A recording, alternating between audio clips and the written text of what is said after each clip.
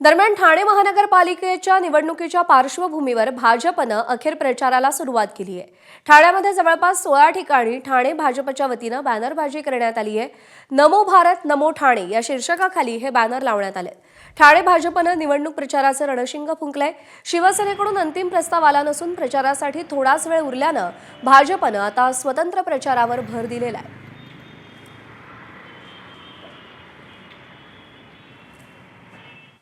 ठाण्यामध्ये आता भाजपकडून विविध चौकात बॅनरबाजी करायला सुरुवात झालेली आहे आणि दुसरीकडे जर पाहिलं की आता भाजपकडून नमो भारत नमो ठाणे पंतप्रधान नरेंद्र मोदी आणि कमळाचं चिन्ह जो भाजप पक्षाचा हा जो बॅनर आहे तो आता सध्या चर्चेत आहे राजकीय वर्तुळात। एकीकडे ठाण्यामध्ये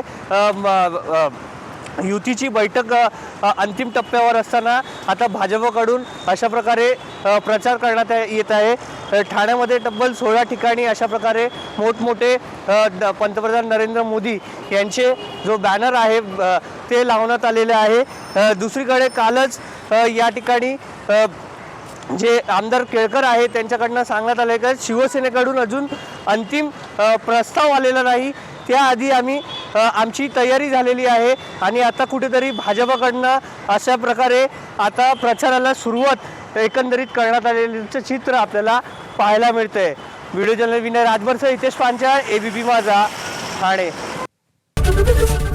एबीपी माझा, उघडा डोळे बघा नीट।